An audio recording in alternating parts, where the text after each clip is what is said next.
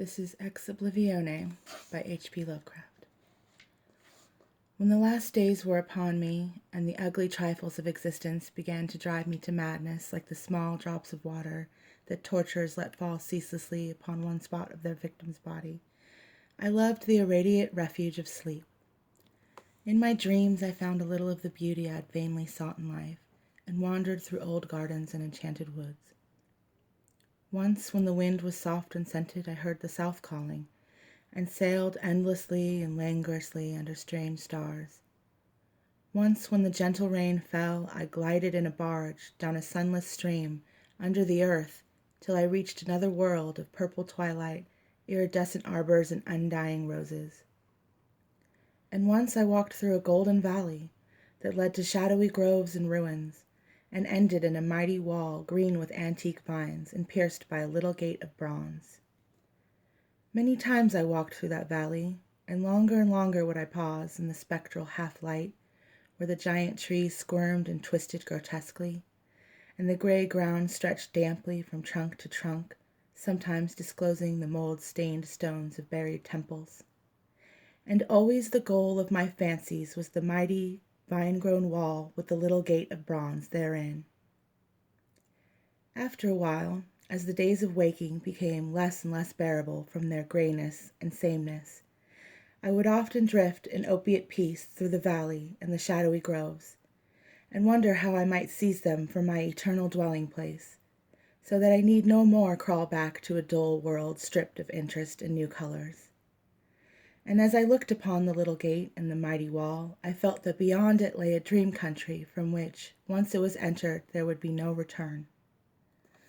So each night in sleep I strove to find the hidden latch of the gate and the ivied antique wall, though it was exceedingly well hidden. And I would tell myself that the realm beyond the wall was not more lasting merely, but more lovely and radiant as well. Then one night, in the dream city of Zakarion, I found a yellowed papyrus filled with the thoughts of dream sages who dwelt of old in that city, and who were too wise ever to be born in the waking world. Therein were written many things concerning the world of dream, and among them was lore of a golden valley and a sacred grove with temples, and a high wall pierced by a little bronze gate. When I saw this lore, I knew that it touched on the scenes I had haunted, and I therefore read long in the yellowed papyrus. Some of the dream sages wrote gorgeously of the wonders beyond the irrepassable gate, but others told of horror and disappointment. I knew not which to believe, yet longed more and more to cross forever into the unknown land. For doubt and secrecy are the lure of lures, and no new horror can be more terrible than the daily torture of the commonplace. So when I learned of the drug which would unlock the gate and drive me through, I resolved to take it when next I awaked.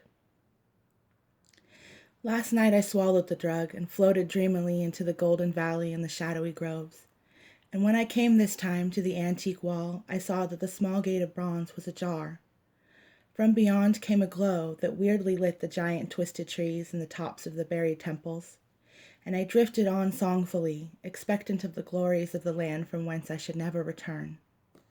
But as the gate swung wider, and the sorcery of drug and dream pushed me through, I knew that all sights and glories were at an end, for in that new realm was neither land nor sea, but only the white void of unpeopled and illimitable space. So, happier than I had ever dared hope to be, I dissolved again into that native infinity of crystal oblivion from which the demon life had called me for one brief and desolate hour.